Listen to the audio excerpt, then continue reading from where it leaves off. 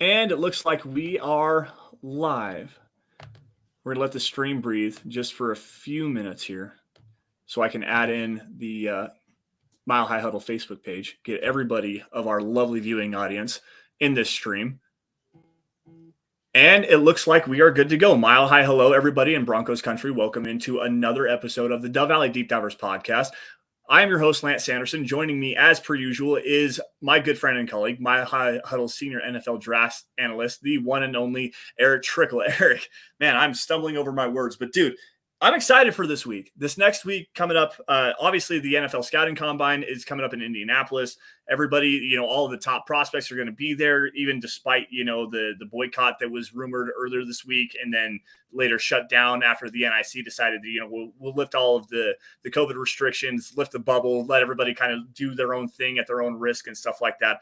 Very interesting to see how this is all going to play out. I'm not sure if there's going to be people that, still kind of boycott the workouts and just kind of do the medical checks and interviews and stuff like that. But still very interested to see how this is all going to play out. Dude, what's up? Not much. Just excited for the combine. I mean, it's always good to get some, we talk about great athletes. We talk about great bursts and stuff like that. It's nice to get some numbers to it, to add to it without having, all the other data that you can get in the NFL and stuff like that, all the tracking data. And it's just an awesome time. It's one of my favorite times of the year. I mean, it's where you start to hear a lot of information going around, just people throwing things out. It's where things start getting done with free agents, possibly, certain veteran quarterbacks. You start this year, especially, probably get some insight as to which way we could, what could happen there, insight which way Broncos could be going. But it's always a great time of year, and then free agency is not long to follow. And I mean, really, this is draft season. I don't care about free agency. It's the best time of the year. So I'm excited. I'm excited for what's coming. Yeah. Likewise, honestly, this is where a lot of the information starts to come out. Where teams are looking, the prospects that they've interviewed, some more inside information might come out. You never know what kind of crazy videos of crazy questions that get answered. I mean, think back to Trey Adams, the dude from Washington, and the off the wall question, and the way that he answered it was how that video went viral and leaked out was just insane. But this is where you're going to see, okay. You can't talk about the combine in videos without talking about Chris Jones running the 40.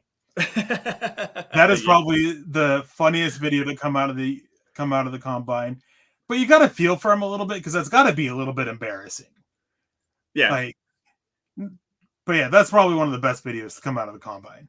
I mean, he fell over the first time, rolled over himself, and then you just could tell that he's not a long mover, a long strider like that. He's definitely not a track star. So it's interesting to see it, But going back to your original point, it's so much fun to see some of these smaller school guys, the wide receiver out of North Dakota State, and for some reason his name is escaping me right now. How fast is he? It seems like he has some good long speed.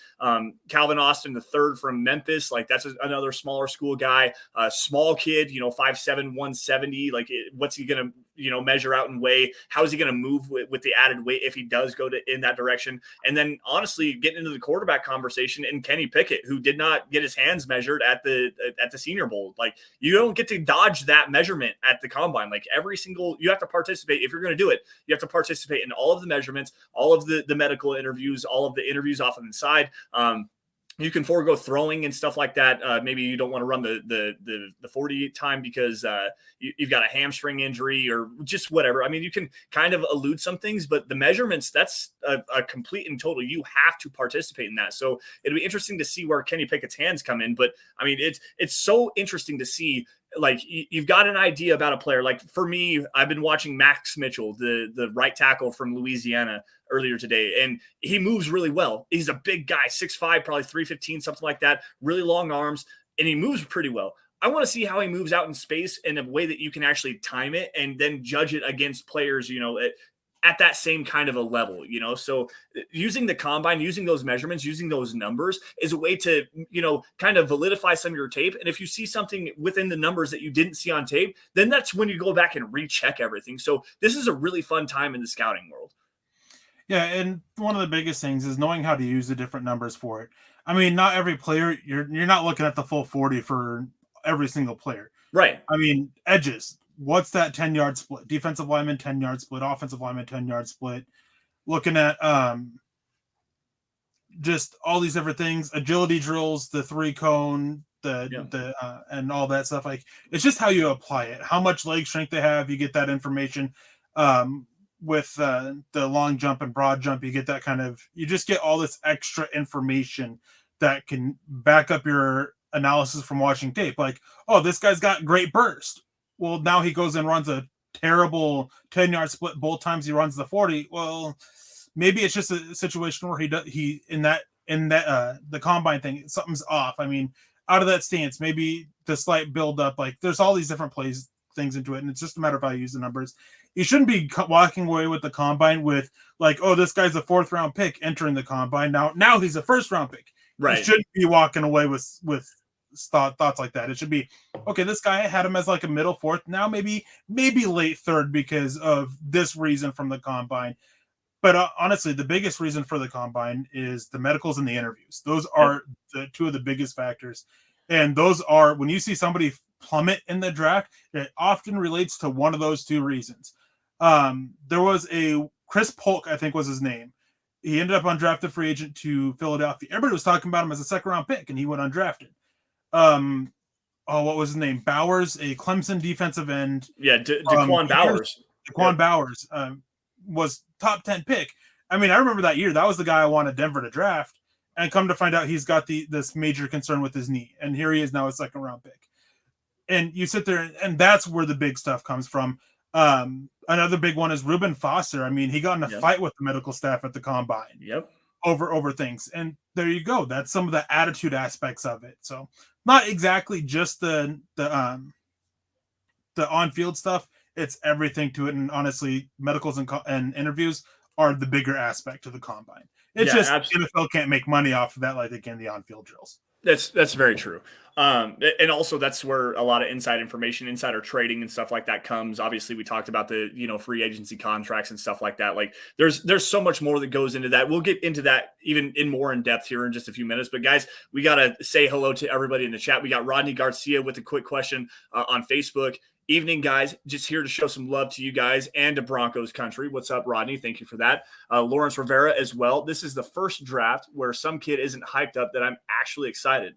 They usually are the biggest bust when built up to be something that they are not. And there's some validity to that statement. Like, quite honestly, this draft, while it's not super top heavy, there's a lot of good depth, but there's not really 1 or 2 guys to be incredibly excited for, especially outside of the top 10. And even inside the top 10, there's a couple of question marks going in there.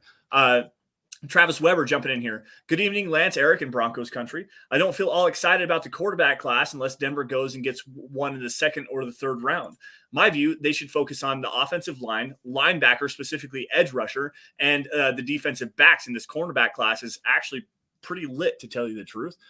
We got Jelly jumping in here with a $1.99 super chat. Thoughts on Kaleb Eleby? Could he be like Davis Mills? Eric, what do you think on Kaleb Eleby really quick? I like Kaleb Eleby. I mean, doesn't have the strongest of arms. He's a better mover, very different in terms of style from Davis Mills, but he's smart. He could probably hack its offense a little bit if you have to go that way. Not ideal by any means, but he can go out there and it's not necessarily a safe option, but it's an option that you're really just looking at running what your offense is made to do. Not looking for like super big plays all the time. But yeah, he could be effective in the offense. I wouldn't really trust him in any other style of offense than Hackett's, but I mean, he's solid. I like Kaleb Eleby quite a bit. I like him better than Bailey Zappi. Yeah, the more I've got to watch Kaleb Eleby, I like the arm talent. There's plenty to work with there. Not the best mover and doesn't really maneuver the pocket, but you got to look at a lot of what they were asking him to do at Western Michigan. A lot of it's RPO, one read, just get the ball out. You're going to throw a slant here, wait for the, look this way and then come back over the deep over, stuff like that. Like there's not a whole lot of NFL concepts with him, but the tools are there and it's something that you can really work with, especially if you get a solid veteran. So Kaleb Eleby, Erick and I were talking a little bit, potentially fourth round, the early day 3, maybe even tail end of the third round with Kaleb Eleby. So keep your eyes on that. I know Benjamin Albright has been kind of hinting at him on Broncos Country Tonight a lot as well, and also on Twitter. So that's a guy to watch out for the Broncos. Some more people jumping into the chat as well. We've got 92 sets of eyes. Peter Middleton joining us from Cambodia like he usually does every single Friday. It's a strange time when we're hoping to lose our first round pick. It's hard to get excited about prospects when I secretly hope that we can't get them. I've been concentrating on a lot of the second round prospects instead.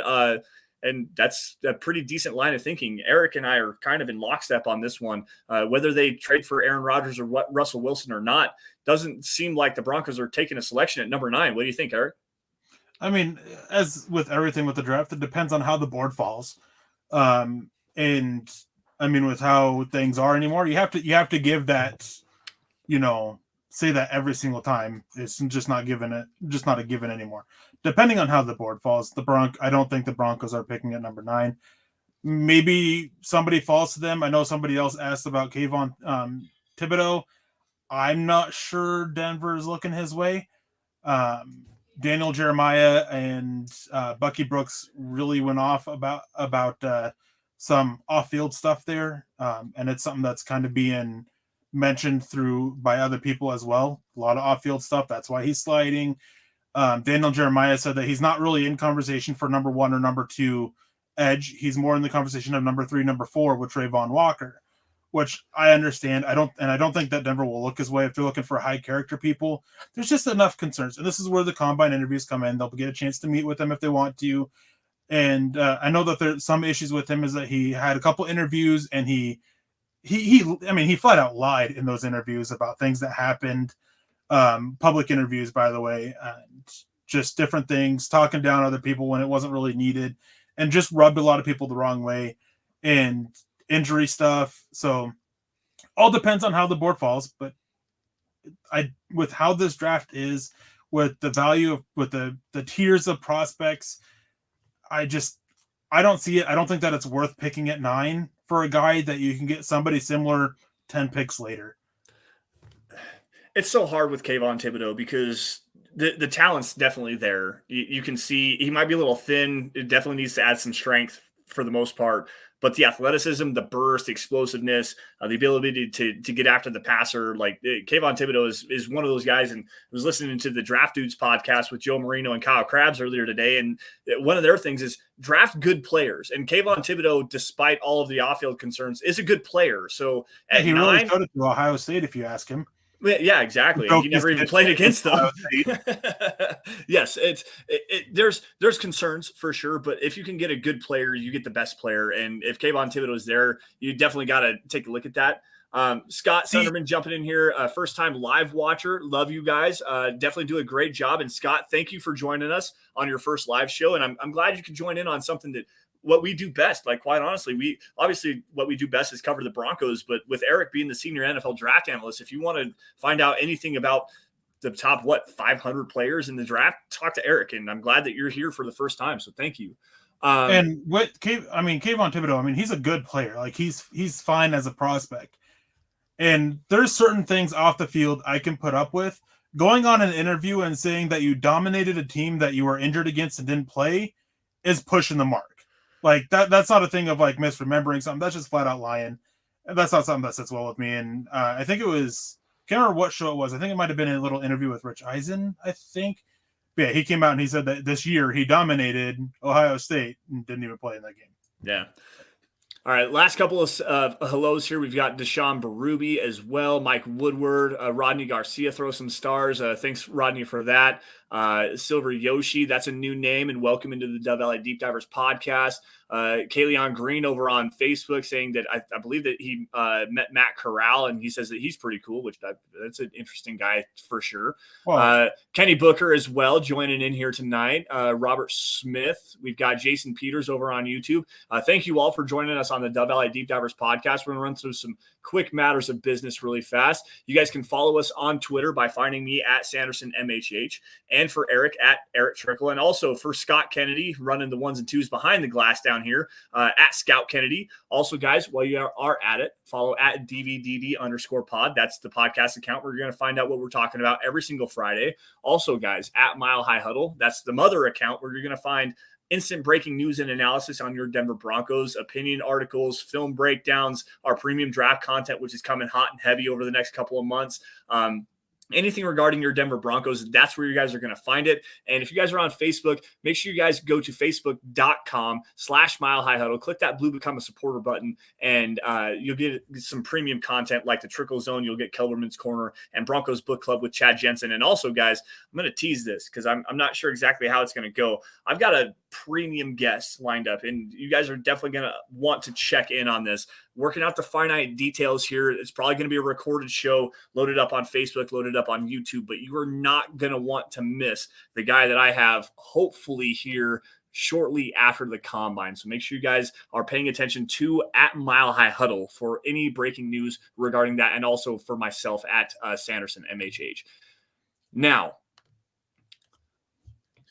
so Erick, we're talking about the combine here, and obviously there's a big question mark about the quarterback position. A guy that was not at the Senior Bowl and potentially has the opportunity to really kind of cement himself as a first-round pick and potentially as the top quarterback in the NFL draft is the guy we just talked about with Kaleon over on Facebook, saying that he met Matt Corral. This kid is incredibly talented. There's a lot of arm talent to work with, great mobility. He likes to take off a little bit early and run too much, but he wasn't at the Senior Bowl. So he didn't get to go and compete against guys like Desmond Ridder, guys like, Malik Willis or Sam Howell, or even Bailey Zappi, and showcase his talents there. Obviously, with not being there, this is the first time that NFL scouts are really going to kind of get their hands on him for the most part in a confined area, maybe get some interviews and stuff like that. There are some questionable character concerns with him, but Matt Corral, dude, what do you think of him? I mean, I like him. I want to get the off-field, and this kind of leads to a couple comments that I wanted to address here.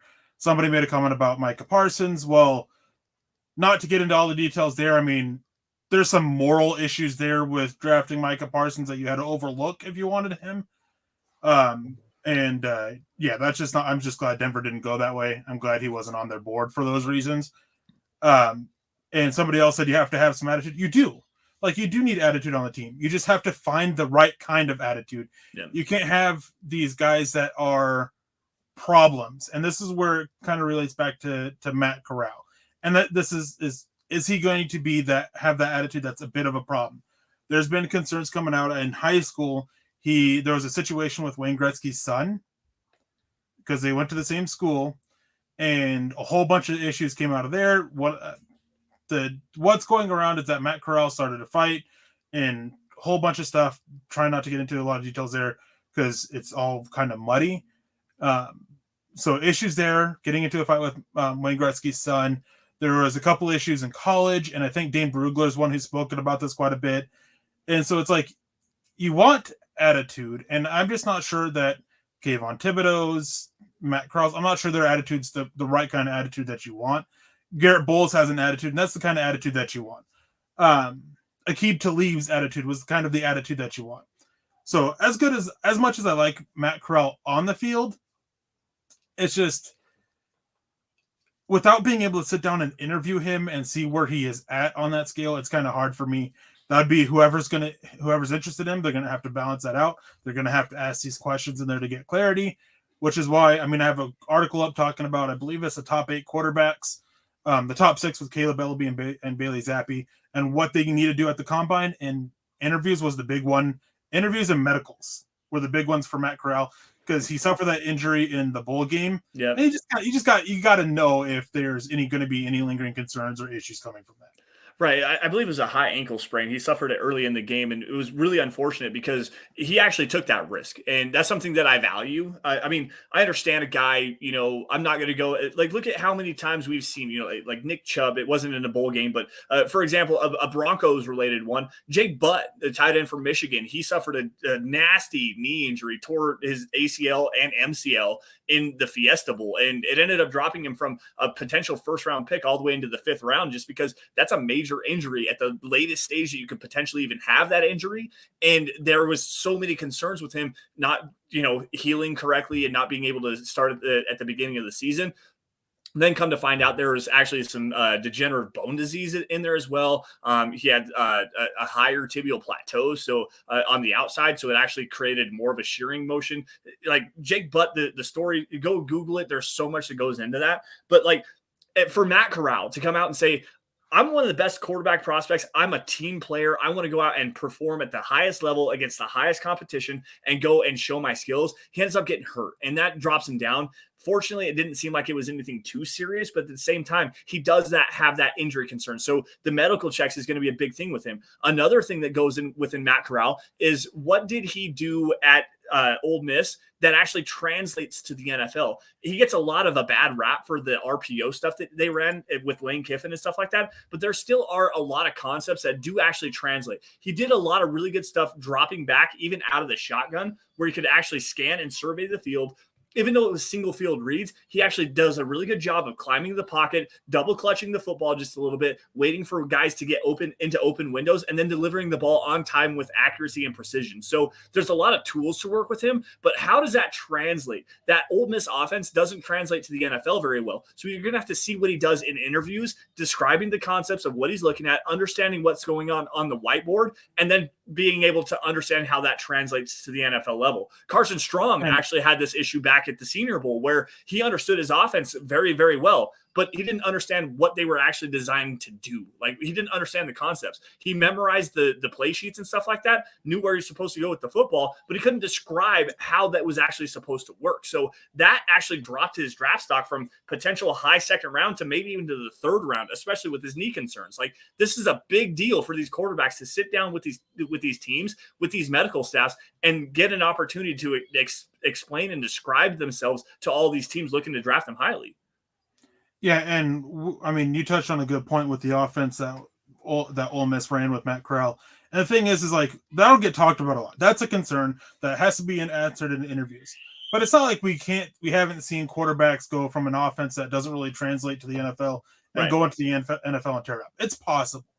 You just have to show that you can handle those concepts, that you can understand those concepts in meeting rooms, in the interviews, and show it out on the field too when that time comes.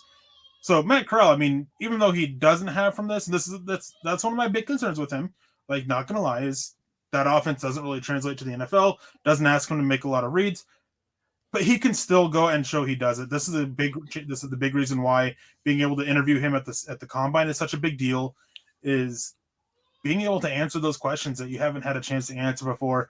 Whereas with Carson Strong, as you mentioned, is he went and answered that maybe he can't understand those concepts and recite those concepts back. I mean, Jordan Palmer, his offseason coach right now, had an interview with the draft dudes, and one of the things that he talked about was, and this kind of concerned me a little bit, was he started talking about Carson Strong and being a bit of a goofball. And anytime that term gets thrown out with a quarterback, I'm immediately concerned. You can call that Paxton Lynch syndrome or whatever, man. Like, it's rough when you hear that. Yeah. But Jordan Palmer kept talking about how he still pays attention in meetings. He can still recite things back to you.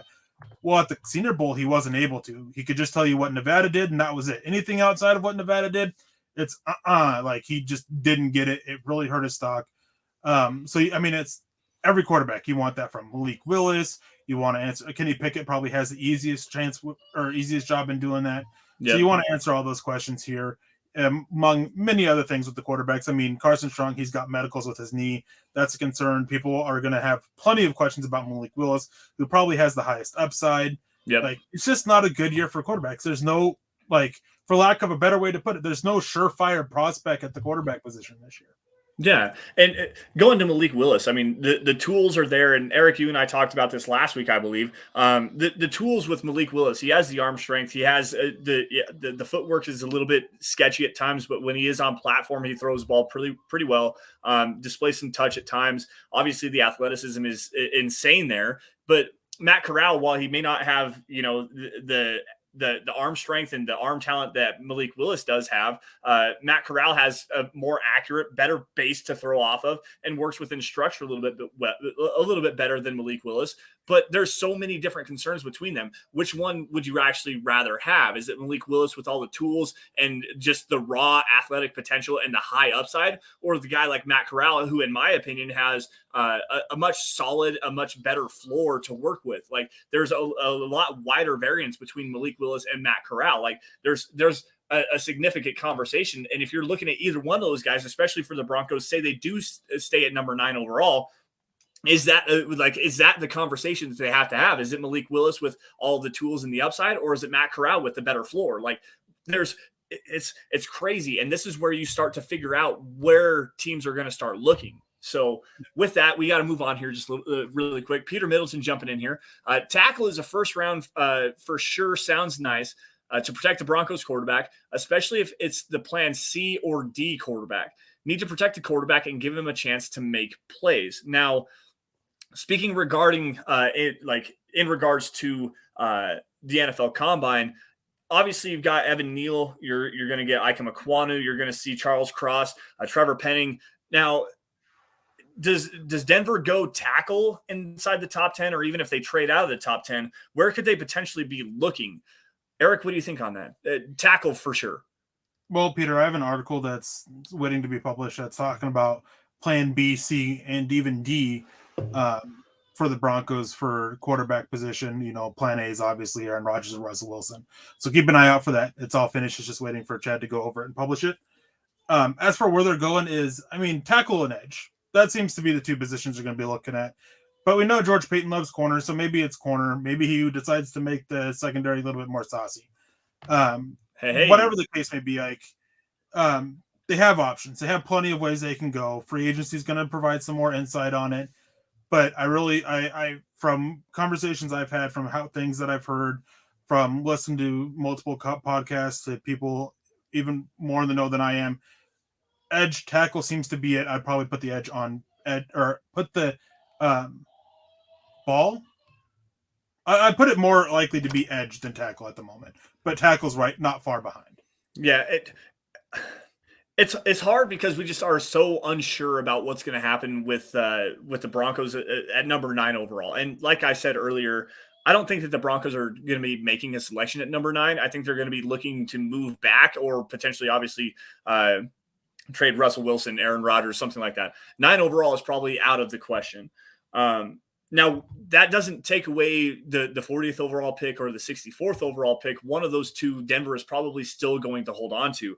The second round actually has a couple of pretty decent players at the tackle position. One that I kind of alluded to a little bit earlier, in Max Mitchell from Louisiana. I was watching him earlier today. I watched the Texas game. I watched the Iowa State game, another game that he played where he dominated at the lower level of competition. But that's probably the biggest concern that you have with a guy like that.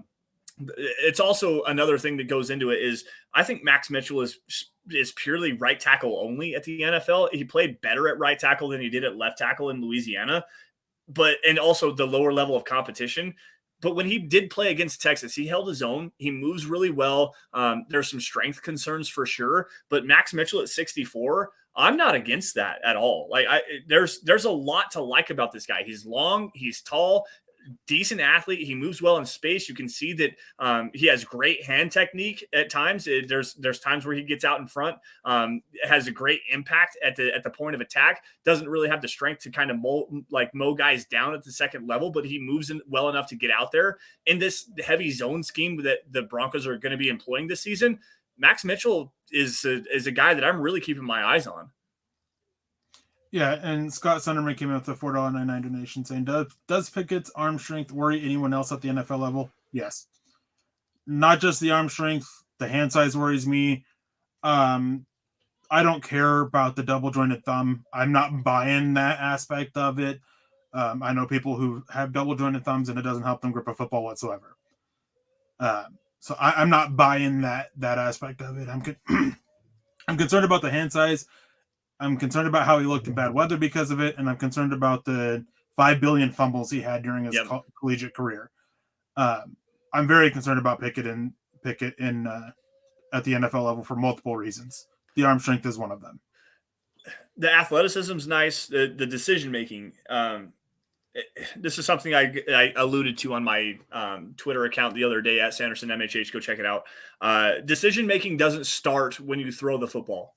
It starts when you break the huddle. Okay. So identifying what is going on within the box, understanding, where your guys are supposed to be at, understanding the play design, what you're supposed to be doing within that, understanding what the defense is weak at, where you're supposed to exploit the defense, and then understanding when to check off, where to get rid of the football, identifying the blitz packages and stuff like that. That all goes into your decision-making at the quarterback level. And Kenny Pickett has seemingly decent decision-making at that particular point.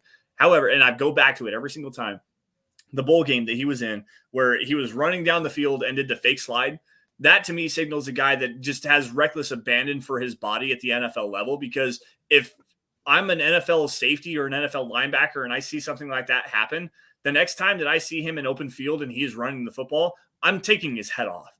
Like, you don't get to fake slide and take advantage of the rules like that without suffering consequences. And that to me is a big red flag for me with Kenny Pickett. The hand size for sure, the fumbles, obviously the accuracy concerns that you have in bad weather that he played with up in Pittsburgh. There was a snow game, I believe it was against Wake Forest. They played a snow game in Pittsburgh. His accuracy was all over the place. His decision-making kind of faltered as well. The fumbling issues that he's had for the majority of his college career. While I like Kenny Pickett as far as a guy that can step in day one and potentially contribute as a starter, sure. I'm just, there's so many more issues that make me lean that he's not a long-term starter in the NFL that I'm going to kind of avoid him. And he doesn't have the best tools either. The arm strength, the mobility is there, but there's just the tools that he does possess aren't elite like some of the other guys. Like even Desmond Ridder has a stronger arm, and while the accuracy is not there, his mobility is better. Like Carson Strong has a much stronger arm than Kenny Pickett. Like if I'm grading these guys on equal footing as far as their tools go, Kenny Pickett's like quarterback 5. Like, quite honestly, his tools are not that great to begin with. So it missed me with the Kenny Pickett hype for sure. There's a reason why he's called Kenny Two Gloves. It's a play off of Teddy. It's a play off of Teddy Bridgewater. Yes. Teddy Two Gloves. Like there's a reason for it. Kenny Pickett's very similar to Teddy Bridgewater. I don't view him that highly, but it wouldn't surprise me at all if Kenny Pickett's one of the first 2 quarterbacks drafted. Looking at number 6 for Carolina, which would be hilarious if they bite that bullet. Right, no doubt. But there's been a lot linking them to Kenny Pickett, so I'm going to keep an eye on. There's been a lot linking Pickett to Pittsburgh as well. But yeah, it sounds like he's going to be a top 10 pick, but it's just, is he really worth it? Like, in a normal class, no. In this class, no. Like, for me, there's no quarterback that's in the top 30 prospects. And he's just going to get this huge boost because he plays quarterback. Kenny Pickett is, and this is hyperbolic as all hell, guys, so please bear with me on this one. Kenny Pickett is Christian Ponder 2.0. Like, there's not a lot of tools to work with. It's just not a great prospect to begin with, and he's going to get overdrafted because he's a quarterback. So, like I said, hyperbole for sure. There's a lot to like about Kenny Pickett, more so than there was with Christian Ponder, but that's where I'm going to equate that to. All right, let's see. Let's run to the chat really fast, see if we can grab some of these comments really fast. Mike Woodward jumping in here. Carson Strong in the 3rd or 4th, Eric? Not for Denver, no. I don't think so either. The combine medical rechecks are going to be interesting with his knee, and also with the whiteboard interviews that he had at the Senior Bowl. Some teams are going to fall in love with him as far as the arm talent goes, but there's just not a lot to work with in today's NFL. You need to have mobility. He maneuvers the pocket really well, and that's another discussion we need to have here. Mobility versus maneuverability. There's 2 completely different things here. Understanding how to maneuver your way within the pocket as compared to escape the pocket, create plays, and then run with the football. Think of it like this, and this is a harsh dichotomy here. Lamar Jackson versus Tom Brady. Lamar Jackson understands how to use his athleticism and escape the pocket and create plays with his legs. Tom Brady understands how to maneuver within the pocket to create throwing windows to make himself successful. Carson Strong is a guy that doesn't have Lamar Jackson-like athleticism or mobility, but he has the ability, the maneuverability to be an effective guy, more like a Ben Roethlisberger than a Tom Brady, but that's kind of the direction you're looking at there. So Carson Strong, in today's NFL, you could potentially work with him, but you're limited like specifically to a scheme that fits with him. Not a whole lot of play action. It's like a lot of straight drop passing. Let him use his arm strength, his arm talent, and his decision-making to guide the football that way, but you're not asking him to work outside of the structure of the offense. So you're going to need an outstanding offensive line to help Carson Strong. Yes, absolutely. Because when things start going south and he's going to have to get out of the pocket, he's just not good at it. He can maneuver the pocket fine. I mean, there's quite a bit there that's very reminiscent of Joe Flacco. Mm-hmm. Like, and I'm not talking about when Joe Flacco was with the Broncos. When Joe Flacco was with the Broncos, and even his last few years in Baltimore, I mean, statue was there for a reason. Earlier Joe Flacco, he maneuvered the pocket pretty well. He just wasn't. He wasn't the most mobile of quarterbacks, and at that time, you can get away with it because at that time, that era of football was fitting of that. Nowadays, not so much. No. Nowadays, you got to have at least some mobility to extend plays, keep your eyes downfield, and potentially make defenders miss and make something happen. It's just the way the NFL keeps evolving, and if you can't do that, then you got to have everything perfect around you. And that's an issue that we've had with the Broncos for years, is that everything's had to be perfect to carry the quarterback. And I think that it's time that they go away from that mindset and start going towards, well, I mean, we need the quarterback. Like, everything else is fine. It's just the quarterback. Go get one. Yeah. Black Knight, Jeremy jumping in here on Twitch. What's the concern with the Minnesota offensive tackle, Daniel Faalele? I remember Erick saying something about not being a fit. Now, Faalele is an interesting specimen of a human being because he's 6'8", 380 pounds, built like a brick you-know-what house, strong as a bull. And for a guy that big, he actually moves pretty well. However, if you're wanting to get him to extend outside of the tackle box, running downfield, specifically in outside zone concepts, that's where he's not a fit. He can work within a power gap scheme. He can get to the second level pretty well, but he's not a guy that has the lateral mobility that works well enough in a scheme like what the Broncos want to run. Erick, what do you think about Daniel Faalele? I mean, it's basically what you said. Getting him on the outside, I question his lateral agility to get outside, maintain outside, and be that kind of lead blocker that you're kind of looking for. I have concerns about him with dropping his head when he's climbing to the second level, missing landmarks. All are big things that are coachable if you're going to an outside zone scheme. And it's just, you want to see better of him. I'm a huge fan of Daniel Faalele. Yeah. Those of you who were here last year, before he decided to return to Minnesota, you guys would know that. I hyped up Daniel Faalele a lot last year, and I'm still a big fan of him. I wish that he came out last year, and I wish Denver drafted him because, oh boy, like, I would have been super excited. Not so much this year, just because schemes change. And while he has these other traits that you're looking for, it's just, can you make him work? Can you make him fit with doing what you want to do? I don't really see it with Daniel Faalele, as I said, but there's plenty of teams out there that are going to love him because he can come in and just be a day one starter, really. I mean, there's some technical aspects you want to clean up, footwork issues you want to clean up, but I mean, guy that big, that strong, like, it's hard not to love him. It really is. And I want to express this point specifically. For a guy his size, he is an incredible athlete. Like, he moves incredibly well. Like I said, 6'8", 380 or something, like whatever the hell it was that he measured in at the Senior Bowl a couple weeks ago. That guy can move. Like, you don't expect a guy with his size to be able to move. It's similar to like Jordan Davis, the interior defensive lineman from Georgia. Like, you don't expect a guy that big to be able to move in the ways that he does, but it still doesn't work. Like, you have to understand, moving for a guy that size is one thing. Being able to fit into a scheme that asks you to do something that you, at that size and at that athletic profile, are not able to do is a completely different conversation. And while I'm with Erick on this, I love Daniel Faalele, especially as a pass protector, because he does get really good depth in his pass sets. There's just not enough there as far as the running game goes that leads me to believe that he's going to be a viable option for a scheme, specifically this scheme where you ask your offensive tackles to move laterally in that way and then be able to pick guys off out on the outside. Like it just doesn't necessarily work for me. It's vertical movement versus lateral movement. Yes, 100%. And Scott coming in here, he was 6'8" and 1/8 of an inch and 387 pounds at the Senior Bowl, which is again a massive human being.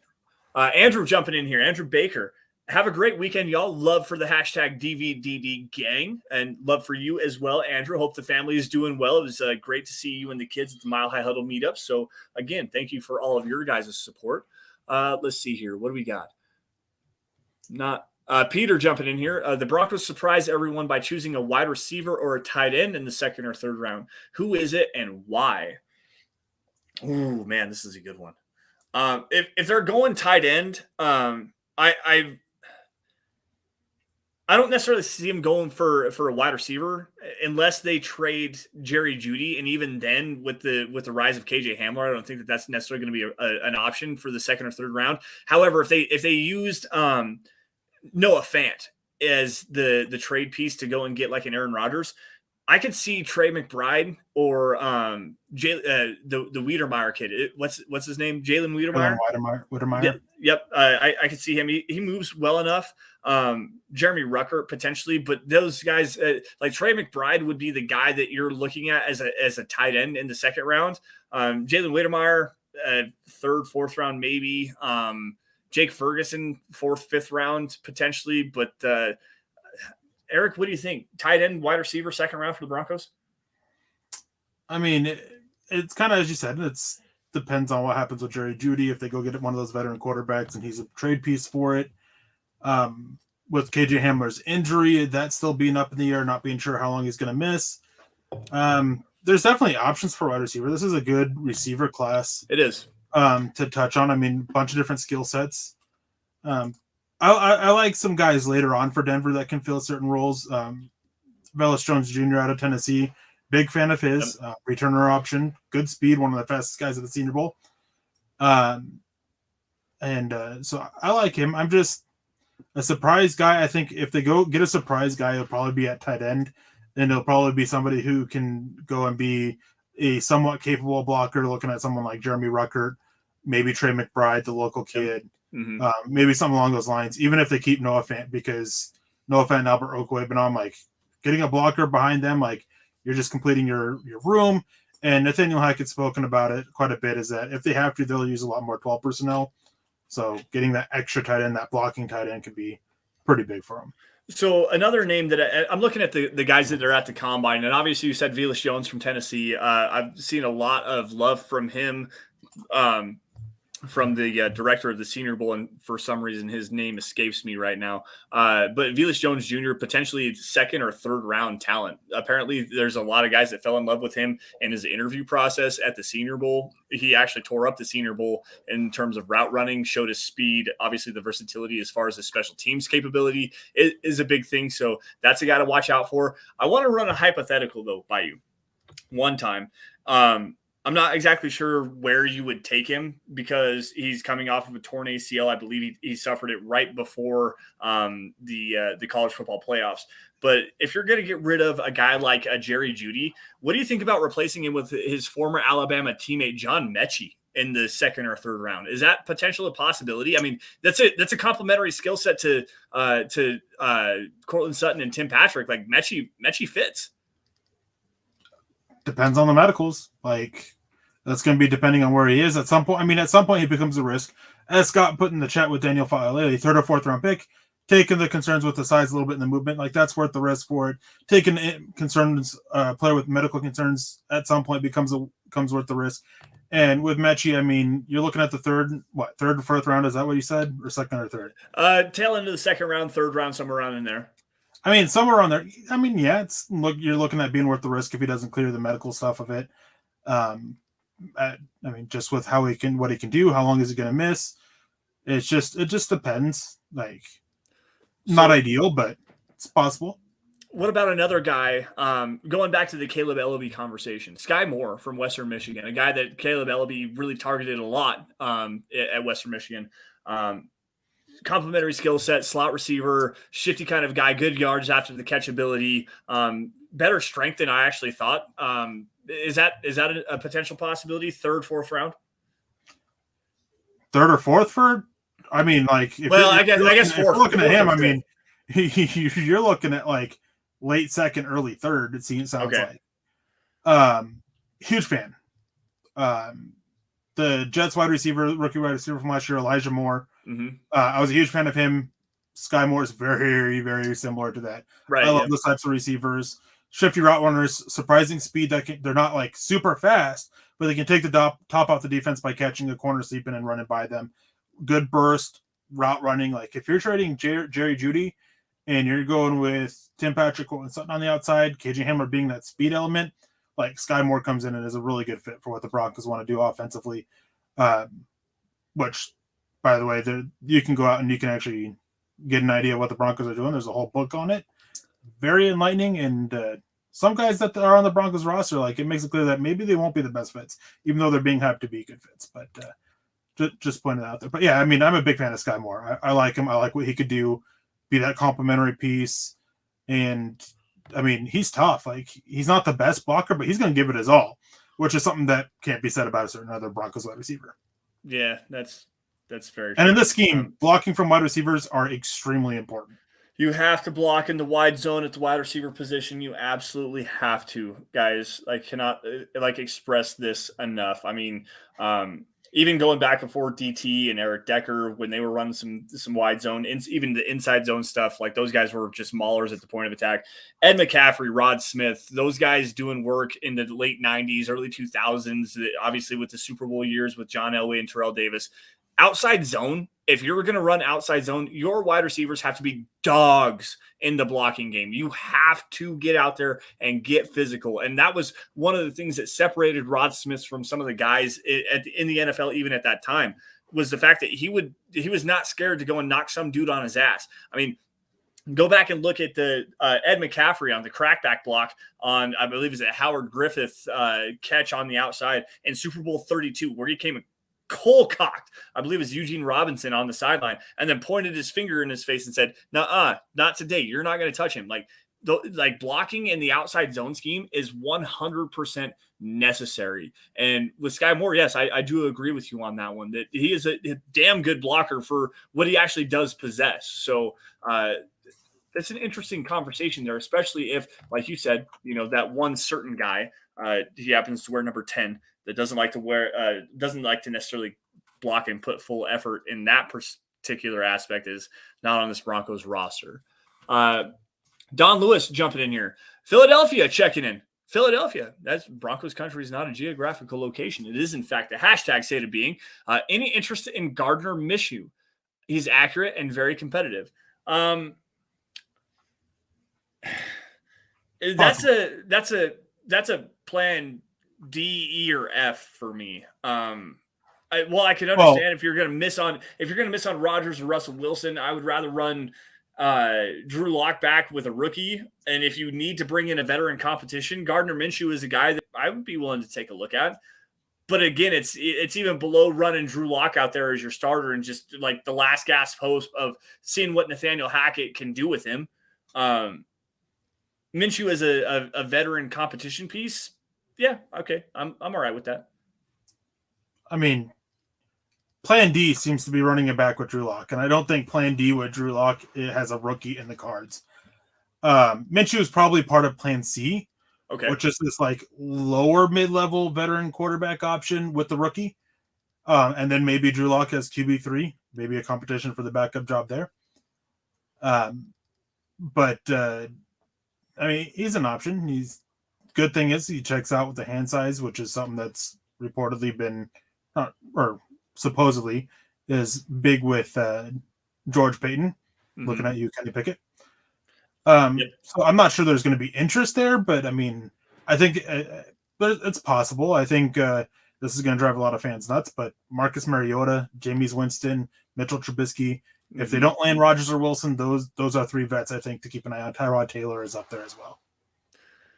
Yeah, I'm with you on that one. Travis Weber, Sutton, and 81 get dirty and block, and yes, they do. Especially Tim Patrick. Tim Patrick is a guy that I've actually highlighted multiple times in articles about his ability to go and dig out defenders. I really do miss Deshaun Hamilton, even though they didn't use Deshaun Hamilton the way that they probably should have in the passing game. That dude was nasty when they'd motion him in from the slot and bring him back and kind of compress the line of scrimmage a little bit, and then have him go and dig out a linebacker or a safety. And when he did it, it was effective for sure. And there was a lot of big runs that sprang out from Philip Lindsay specifically that had Deshaun Hamilton as a lead block coming on a crack block. Like, it was a lot of fun to watch him. Cortland Sutton and Tim Patrick, as far as boundary guys, you can't get much better as far as like stock blocking, getting out and then like extending off the line of scrimmage, selling that you're running a route, and then getting into a guy's chest plate and then blocking them down the field. Where you got to see that, see specifically blocking from your wide receivers, slot and on the boundary, but specifically the slot, especially in you're running wide zone from the far hash to the wide side of the field, to the field side of the field, where the offensive line has the entire length of the field to move and get out. If you have a slot receiver, you have to have a guy that can engage and drive a cornerback and get him out of the play within a stock block on the outside to push guys up to the outside of the field. So if you do get extended outside of the offensive tackle, your running back has a way to get and create a lane to the outside. Slot receiver blocking is huge, and Skyy Moore does a lot better of a job. And I'm going to throw him under the bus again. Jerry Jeudy, as far as a blocker, especially in the slot, doesn't hold up. Like, he's got to get way more physical in that aspect. George Fox says, thanks for a great pod, guys. DBFL # MHH. Thank you, George, for tuning in. We appreciate that. We appreciate all of you guys' support. There's a interesting conversation here, and I just want to grab it real quick. Since it deals with the quarterback options here, Jay Roper. I think Mitchell has some traits that you can get excited from. If it was Nagy, he asked earlier, is Mitchell that bad? Or was it Nagy? And it's funny because you could switch out two names here and it's a whole completely different conversation. This is true. Like, there's so many want to blame everything was on Mitchell, none of it was Nagy, but switch out those two names and it's the other way around. It was all the coach's fault. You could also throw that conversation. You could also throw that conversation to the Denver Broncos as well. That's what I was getting at. Yeah. Without saying the names, that's what I was getting at. Yeah. It's both. Yeah. There were so many issues with Mitchell Trubisky. He didn't progress as he should have. Jim Nagy, wasn't that good of a coach. We really saw his issues as a coach last year, consistently going away from his quarterback strengths. Like, it's both. And it's oftentimes that's the case. Maybe Brian Dabble and what was going on in Buffalo was able to help Mitchell Trubisky a little bit. I doubt it. I think he's going to get hyped up as being this potentially fixed quarterback, and we're all going to come find out that that's not really the case. So that's just how I see it there. It was both. Travis Weber says, Jeudy might have moves and speed, but he needs to catch the ball. Maybe they can stick him on his hands like the movie The Replacements. Here's another issue with Jerry Jeudy, and I can't remember what former wide receiver it was I was talking about. I was watching a video with him on it, and he kept talking about TikTok routes. Yeah. These routes that these really fancy routes that are nice to watch, just don't do anything in a game. They take too long. Your quarterback doesn't have that kind of time. That's Jerry Jeudy. Yep. And nothing to hate him. He can run really clean and crisp routes that get him open quickly. We've seen it before, and he just doesn't get seen, gets missed. Happens a lot. But a lot of times, like, he's especially one, he's taken to Twitter, he's taken to TikTok, showing these super fancy routes that just have no place in it. Like, he just got to focus on improving certain areas of his game. Blocking, the hands is a big one. Being a little bit more physical, and just stop with the TikTok routes. Like, so they have no place in the game. You don't need to be practicing those types of routes. So the one thing, and I'm going to push back just a little bit, but not much. The one thing that I will say with Jerry Jeudy and his TikTok routes is a lot of the things that he's doing on those TikTok routes is working on his change of direction ability, which we already know is at the elite level, elite in the NFL level. For sure. Honestly, if you put Jerry Jeudy against the top 10 best route runners in the NFL, he's definitely going to hold his own, and he might knock somebody out of that conversation. The problem is, how do you apply that? And like Eric said, how do you apply that on the field make it work within the timing of the play itself. Obviously get yourself open and then be able to concentrate on the football and then make the play and then do something with your TikTok route running after the catch and then create and extend the play in that aspect. I'm working on one thing, but I need to work on the other things to make both of them one singular whole aspect to my game. And I wrote an article. It was a film piece. It was shortly before the beginning of the season, I believe, about Jerry Jeudy and his drops. I went and broke down every single one of Jerry Jeudy's drops, and 75% of them were drops where he just lost concentration on the football. Like, you got to understand, the football is the first thing. Stop worrying about the next move you're going to make somebody look silly. Stop worrying about your TikTok routes. Catch the damn football first, and then worry about what you're going to do after the fact. There's a finite detail of working on the skills that you do have, perfecting them, and then forgetting everything else to perfect those finite details as well. And that's, I think, where Jerry Jeudy needs to mature in that aspect of playing football that will bring his game to that whole level of being a top, like, honestly, he has a skill set to be a top 10 wide receiver in the NFL for sure. Like, is there any debating that, Eric? Do you think? Like, no, but a lot of players have the potential to be one of the best at their position. Right. Just so many things for it, which also can be said about another Broncos player. Yes. Real quick, moving this conversation along real quick. Somebody came in and asked about Drake London at wide receiver. Daryl Washington, thank you for the question. Appreciate it. I like Drake London. Don't love him. If he's a guy you're going to get him, as Scott says in the chat as well, you're going to have to take him at 9. I don't think Denver takes a wide receiver in the first round. I doubt they'll take one in the second round as well. But there's this big conversation with how to use him. And Ted Wynn of The Athletic has a great field piece up on him, where basically you want to use Drake London out of the slot. And I mean, that's what he does best. That's where he's going to be the most effective. He doesn't get great separation, but with his size and he does a good job of getting out of his breaks pretty quickly, he can get instant separation. So a lot of real good timing can be super effective for it. And then you want to work with him on his drops a little bit. He had, after he missed like 4 games this last season or something like that, he still like had more than twice as many drops as any other college receiver or something like that. It was insane how many drops he had before he got hurt. Big fan of him, but yeah, I don't see it. And then somebody's talking about Carson Wentz. Wentz's stats don't tell the whole story. Yeah, Wentz is awful. Wentz is bad. If Indianapolis wants to send Denver a high pick to take on that salary, I'm fine with it. But outside of that, no. I could see a Teddy Bridgewater level trade where we send a 6th or a 7th round pick and the Colts pay you can get half what back. the They salary. don't have anything. They send it to Philly. Yeah, well, still, but the Colts pay half the salary. I want to jump back to Drake London really fast. I like Drake London a lot. I think there's a skill set there. He's physical at the point of attack, like a good jump ball receiver, a good deep threat. But man, that thin frame to me, if like you said, you want him as a big slot guy. I want to see how he tests to see how well he runs. But there's something there, and I'm not sure exactly what it is. To me, I see a taller Ashley Lilly. And if you like OG Broncos fans, the guys that like the early 2000s, like 2005, 2006 with Jake Plummer, Ashley Lilly was that one trick pony, just straight deep threat and go. Drake London has a lot to work on in his route running. And I can see where, you can work with him to get him open, but there's something to him that I'm not sure that I like him. I don't get this top 15 hype with him. I really don't. Like, he's kind of one trick pony unless you get the ball in his hands quickly. And he does a really good job breaking tackles after the catch. Like he missed what? He only played eight games last year. It was top 5 in broken tackles after the catch in all of college football. Like there's a lot to work with there, but he's got to refine his ability as far as a route runner goes and like refine his ability as a receiver, just like creating separation because he just doesn't do it. Like, I don't know. I'm not sure exactly with Drake London, and I don't like him for the Broncos. I just really don't. I don't like him in the top 15. I'm not sure I'd take him in top 32. Like, there's just so much refinement you have to work with him.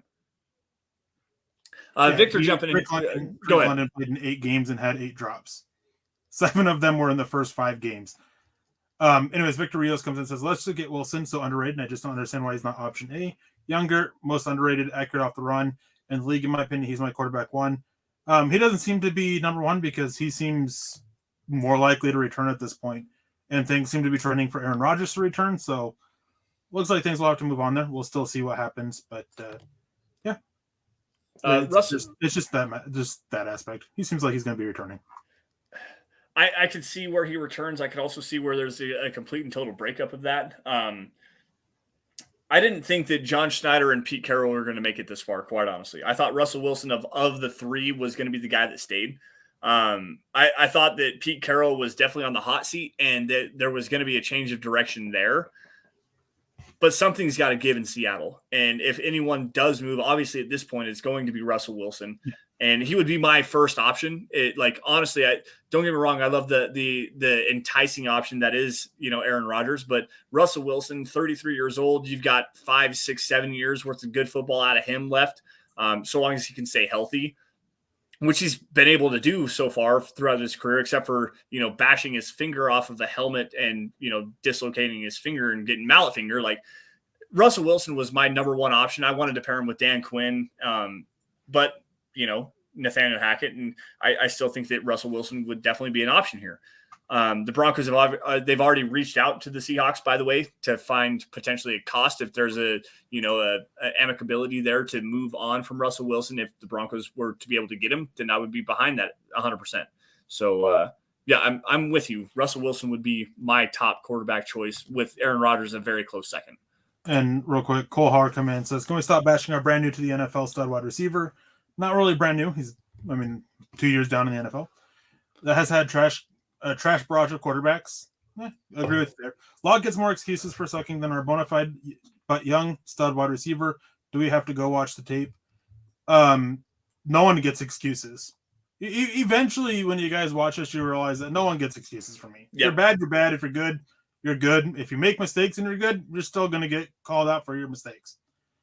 I got a point to add to this one here. I was listening to 104.3 The Fan, and you guys know the hot takery nonsense that comes out of those guys. If you listen to them, However, this stat actually rings true here. Jerry Jeudy, even though he missed, 6 games this last season, caught 0 touchdown passes with Teddy Bridgewater, who had a career year, and Drew Lock. Go back to, 2011, when you had Demaryius Thomas and Eric Decker, with Tim mother-frickin' Thibodeaux throwing him the football. Both of those guys caught 4 touchdown passes, okay? Like, if you're a good receiver, you're going to get the football and you're going to put it into the end zone. And Jerry Jeudy, with a guy that had a career year and a guy that everyone saw it in preseason, in training camp, Jerry Jeudy was the go-to guy. He couldn't find a way to put it in the end zone. Well, like there's an issue there. There's definitely an issue there. In his defense this year, how many games did he miss? And then when he came back, it didn't help that 90% of his time he was on the field, it was running those stupid jet motion. Right. I saw him do nothing in his defense. So I hear what you're saying with the lack of touchdowns, and I just think it's a bad argument to have for that reason. Right. I mean, the actual number was thrown out there. Like, it was seriously over 50% of his snaps had him doing that. I can't remember the exact number, but it was a lot of snaps. Right. And you're limiting a guy who's so good, who can do so many things before the catch and everything. And one of the issues was that, he wasn't targeted often. We saw that a lot in 2020. Like, you can go back and you can watch the tape and you can sit there and see how many times he was open. That Locke just missed it. Jeff Driscoll missed it. Even Brett Rippon missed it. You can see that a lot. But it's just this thing of no excuses. You're in the NFL. Like, excuses, that's it. Like, you're done with excuses when you get to the NFL. Either show you can belong, start developing quickly, or you're not going to last long, and that's just the way of life in it. And Jerry Jeudy's at that point of he needs to start showing these other issues that he has, that he can work on them and he can develop them, or in a couple of years he's going to be replaced. If not this year, if they trade for Aaron Rodgers, I firmly believe Jerry Jeudy will be part of that package. I do as well. There's enough upside there. And don't get me wrong, I did bring up and it's a flawed argument for sure, but you have a guy that's delivering you the football like a Teddy Bridgewater, and like you said, 50% of his snaps went on the jet sweep, whatever. You got the football in your hands a couple of times, at least put the damn thing in the end zone. And Tim Tebow completed went in a game against the Kansas City Chiefs. We all know it. Went 2 for 8 for like 57 yards and a touchdown pass to Eric Decker. They found a way to get the ball into the damn end zone. And Jerry Jeudy, yes, I agree with you. They need to figure out a way to use him the right way. And what Pat Shurmur did with him was a complete and total travesty, 100%.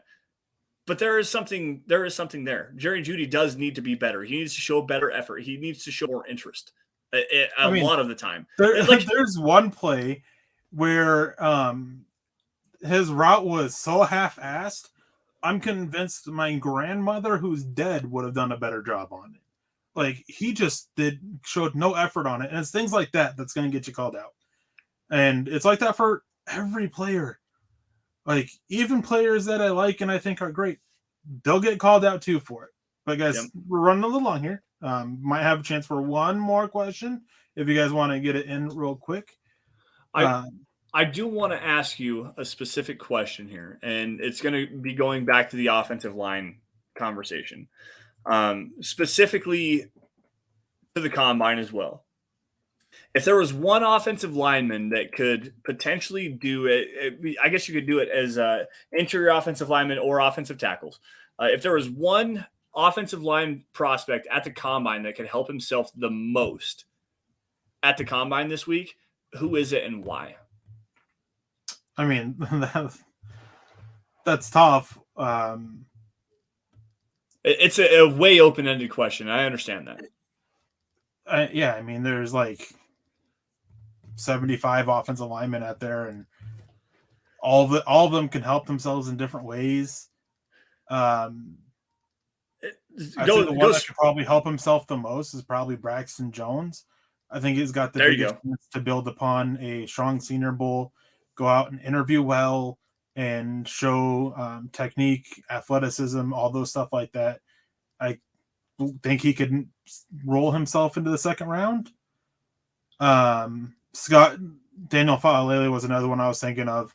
Goes out and kills the shuttle and the cones. He can go from being second, third to top 15. I doubt it happens, as you said, but yeah, I mean, he can. I mean, I think he could cement himself as a second-round pick, even if he shows up well with the 10-yard split, without even the agility drills. Like, the 10-yard split could cement himself as an early pick. So there's quite a few guys. Black Knight says Trevor Penning. I think Trevor Penning has kind of cemented himself as a first-round pick at this time after the Senior Bowl and everything. I don't think that there's much he can do to really raise it. So there's two here, and they're both for sure first-round picks, but I think that they could both cement themselves within the top 15. Tyler Linderbaum, the center out of Iowa, I think that with his size constraints and obviously the scheme limitations that he has, specifically to more zone running, there's a concern with him with shorter arms. Let's see him throw up 35 reps and show that he actually has the strength to work in some power. And he even came out and said, I think he bold-faced straight up told Lance Zierlein, I'm 6'2" and 290. So if you can come out, gain 5-10 pounds, get over the 300 mark and still move the way that he does, that is a big boost to me and could potentially put him inside the top 15. And the other one is Charles Cross. The athleticism that you see on tape, does it actually match up as far as the testing is concerned? You see him move around and he can get to the second level well, but he doesn't really, latch on and drive. Does the tape actually line up? Is he, just getting out in front of no one for no reason, or does it actually line up with what you're seeing? Does he actually have the athleticism to move that way? What does his footwork look like? If they're going to ask him to do these lateral agility drills, which it seems like he has the athleticism to move forward and backwards, but he doesn't have the lateral agility like you want to see from a guy that you're going to take potentially within the top 10. Charles Cross is an interesting case study for me. One issue with what you said, and it deals with Linderbaum, talking about strength on the press, the bench press. Man, the bench press is nothing but show. It is. It's going benching 225 pounds is nothing compared to going out there and showing you can move 300 plus pound defensive lineman. I think Tyler Linderbaum, I think he's a first round pick. maybe early second, just because of positional value. He's kind of limited to it. Plenty of teams are going to need a center. Denver's one. Lloyd Cushenberry, not a fan. Said that multiple times. I just don't think there's anything that he can do to help himself because of positional value. Right. Charles Cross is one that he's another one where I fully expect him to go out there and test off the charts athletically, do extremely well with the agility testing, with all the testing. Don't expect him to have a good bench press, but if he doesn't, or if he does, taking it with a grain of salt. But I think of all the offensive linemen there, I think Charlie Cross has the most to lose. Yes. Because if he doesn't match up athletically with what you see on tape, there's going to be a lot of concerns there. Yes, there is. Yes, there is. All right, guys, with that, we're going to get out of here. You all stay safe and take care. I would run through all of the matters of business and stuff like that, but we're running a little bit long. Got to get out of here. You guys stay safe and take care. Have a great rest of your weekend. We will see you guys same time, same place next week as we break down what's going on at the 2022 NFL Combine. We will see you guys later.